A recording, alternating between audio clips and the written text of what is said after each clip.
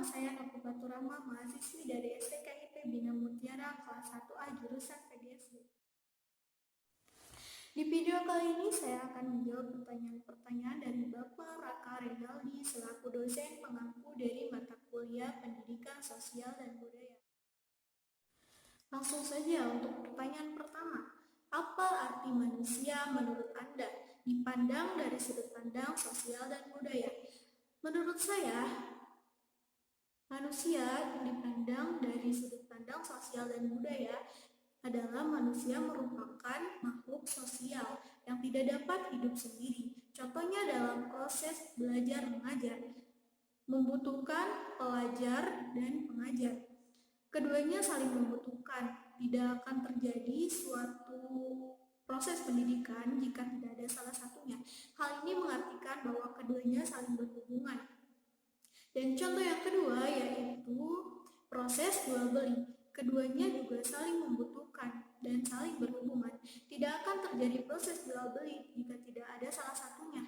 Penjual membutuhkan pembeli untuk membeli dagangannya, sedangkan pembeli membutuhkan penjual untuk memenuhi kebutuhannya. Untuk pertanyaan kedua, bagaimana pandangan Anda tentang hubungan sosial yang sebenarnya? Hubungan sosial yang sebenarnya terjadi dalam kegiatan kita sehari-hari. Contohnya seperti tadi, proses mengajar. Proses mengajar tidak akan berlangsung jika hanya dilakukan secara individu. Tidak mungkin kita yang belajar dan kita pun yang mengajar. Keduanya saling berkaitan dan membutuhkan. Hubungan sosial merupakan interaksi antara individu dengan individu, individu dengan kelompok, dan kelompok dengan kelompok.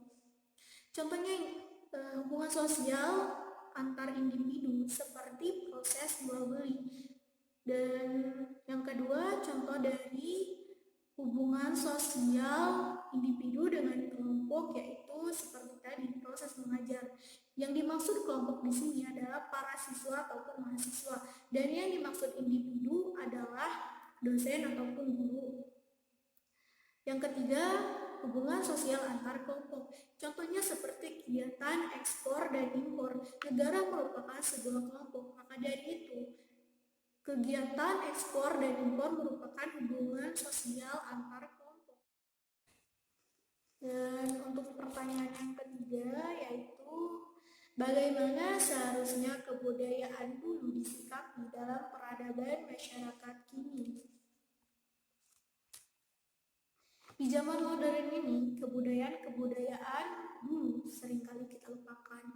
Seiring dengan arus globalisasi yang semakin deras mengalir di berbagai lapisan masyarakat di penjuru negeri, bahkan dunia. Yang harus kita lakukan dalam menyikapi hal ini yaitu dengan menjaga kebudayaan dan kearifan-kearifan lokal. Contohnya seperti bahasa. Kita sebagai orang Sunda tidak perlu malu menjadi orang Sunda karena orang Sunda itu sangat kaya. Mulai dari bahasa Sunda itu banyak sekali istilahnya. Contohnya seperti memasukkan makanan ke dalam mulut. Dalam bahasa Indonesia hanya satu kata yaitu makan. Sedangkan dalam bahasa Sunda ada istilah mamang, dahar, mawadang, dan sebagainya.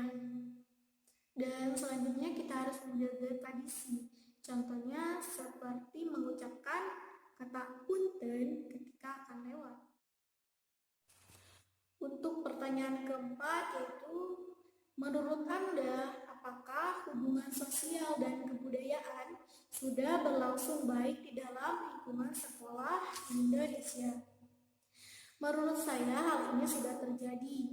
Ciri atau tandanya yaitu dengan adanya proses belajar. Dalam proses belajar tentu saja ada kegiatan hubungan sosial.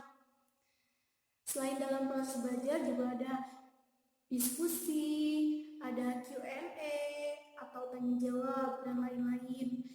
Kebudayaan juga dimuat di dalam dunia pendidikan. Contohnya seperti memasukkan muatan lokal bahasa Sunda ke dalam pelajaran di daerah Sunda. Untuk pertanyaan kelima yaitu bagaimana cara atau peran Anda membangun kebudayaan baik dalam lingkungan keluarga di masa pandemi ini? Yaitu dengan mencuci tangan sebelum dan sesudah keluar rumah dan juga setelah melakukan kegiatan, serta mengingatkan anggota keluarga yang keluar rumah untuk selalu memakai masker, menjaga jarak, dan juga membawa hand sanitizer. Selain itu juga membersihkan rumah agar terhindar dari bakteri dan virus. Nah, itulah jawaban-jawaban saya. Terima kasih sudah menonton video ini. Assalamualaikum warahmatullahi wabarakatuh.